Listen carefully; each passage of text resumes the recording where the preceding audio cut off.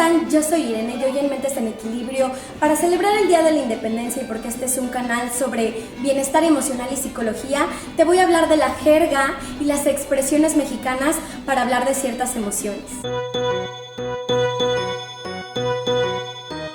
Bueno, el 15 de septiembre pasado te compartí un video sobre las características de personalidad que compartimos o distinguen a los mexicanos y a las mexicanas.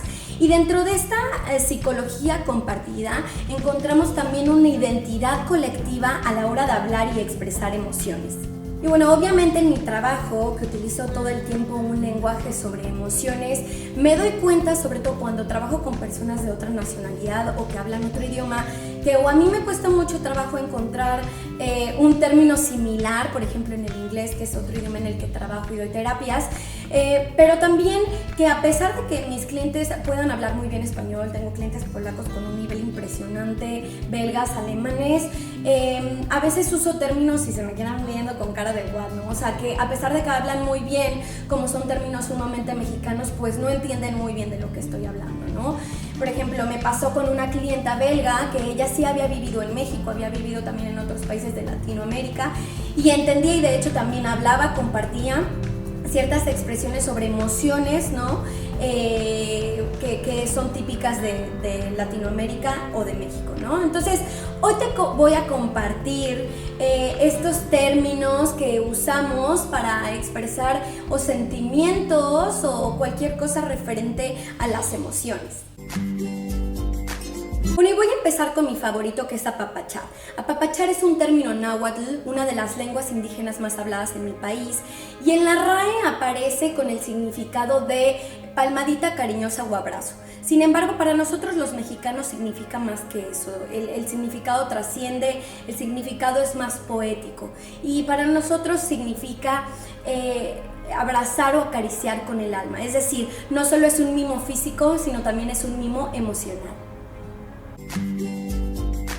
El siguiente término es achicopalarse o agüitarse. En la RAE, achicopalarse viene definido como achicarse o sentirse sin fuerza. Y sí, esta palabra viene del náhuatl achicop, que significa sentirse inferior. Y se expresa o se utiliza cuando tienes un malestar que te hace sentirte chiquito, que te hace sentirte menos. Es decir, que cierta tristeza o cierta situación pesa tanto que afecta tu bienestar emocional y tu autoestima. Otro término es encabronarse o emputarse. La verdad que los mexicanos no nos enojamos, los mexicanos nos encabronamos o nos emputamos, y además el encabronarse o emputarse es más grande que el enojo, es un enojo bastante grande. Y esto porque nosotros la verdad que no hacemos nada a medias tintas. Cuando estamos felices irradiamos felicidad por todos los poros, pero también cuando nos enojamos bastante fuerte. Me cayó el 20. Esta frase es utilizada para expresar cuando el mexicano o la mexicana tienen una revelación muy importante, lo que en psicología coloquialmente se conoce como hacer introspección. Es decir, a nosotros nos cae el 20 cuando hacemos insight, que es ver dentro de nosotros mismos, observar nuestros pensamientos, nuestras emociones, todo lo que está sucediendo adentro, y de esta manera podemos entender o reconocer algo que antes no éramos capaces de ver y procesar conscientemente. Me quedé de a 6. Bueno, si de por sí los mexicanos ya hablamos bastante con números, como justo lo viste en la frase pasada, esta es otra frase que también utilizamos, ¿no? Y esta frase la utilizamos para expresar cuando alguien está muy sorprendido. Y bueno, el término se supone que viene de la época y del ambiente militar del siglo XIX, en donde el arma principal eran los cañones. Y el que tenía el calibre más grande era el de 6 pulgadas y por lo tanto el hoyo más grande era el de 6 pulgadas, ¿no? Entonces, alguien en algún punto relacionó que el tamaño del boquete de 6 del calibre de 6 pulgadas estaba relacionado, ¿no?, con la apertura de los ojos y de la boca al escuchar el estruendo que también generaba, ¿no? Entonces, bueno, de ahí viene el término me quedé de a 6. Bueno, este me encanta, que es armar o hacer un pancho, y esto para nosotros los mexicanos significa hacer berrinche o hacer un escándalo, decir algo de manera muy escandalosa. Y bueno, encontré dos teorías sobre el origen de esta frase, los dos me gustan muchísimo, así que voy a hablar sobre los dos. El primero es sobre Pancho Villa, este revolucionario tan conocido, y bueno, dicen que el término viene de él porque él y su grupo pues hacían bastante violenta y grande cualquier operación, eran bastante escandalosos e intensos, entonces que de ahí viene el término, el no hacer un pancho o no armar un pancho.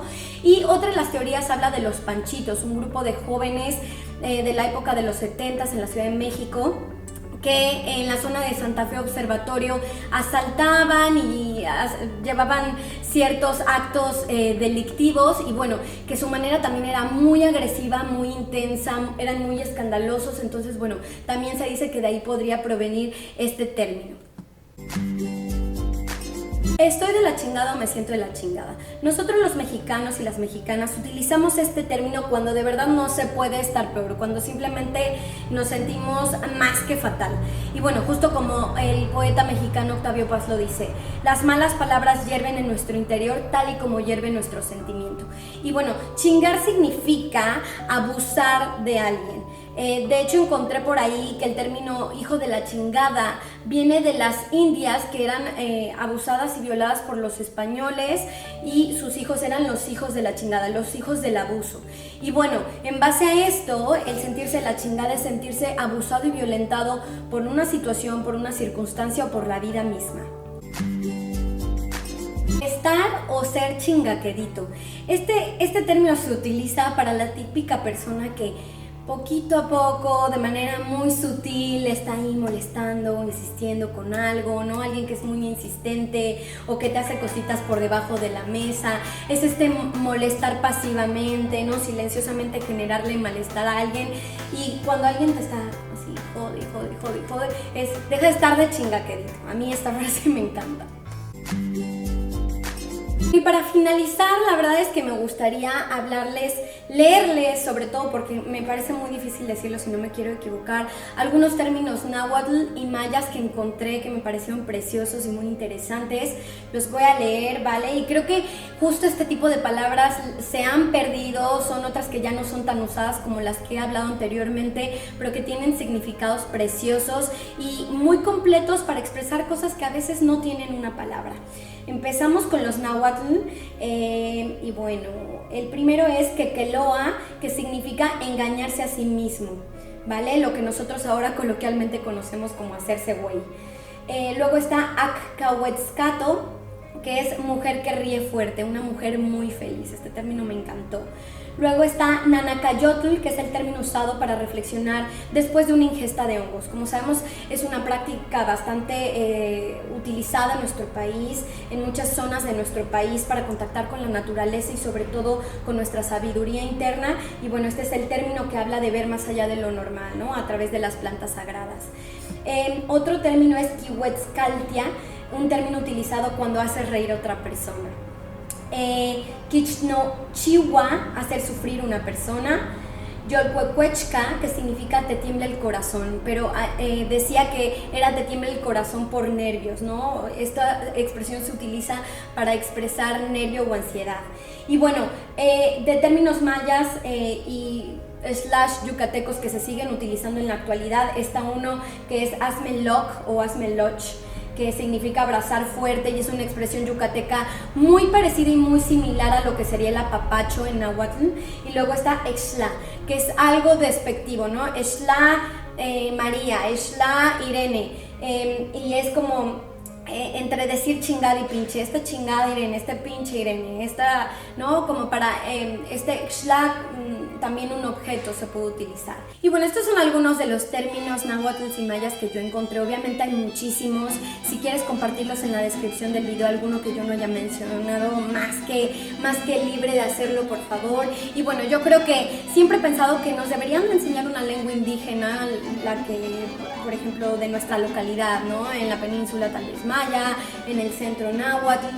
Yo creo que esto nos ayudaría a conectar con una amplitud de términos en nuestra vida cotidiana, en nuestra vida emocional, para poder tener mayor amplitud en nuestra expresión de lo que sentimos.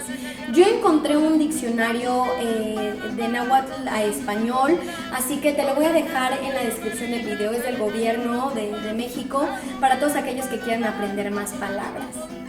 La verdad es que siempre me he sentido muy orgullosa de mis raíces, de ser mexicana, desde la forma en la que hablo y me expreso, desde la forma en la que entiendo y veo el mundo, desde la forma en la que vivo por el haber nacido en ese país.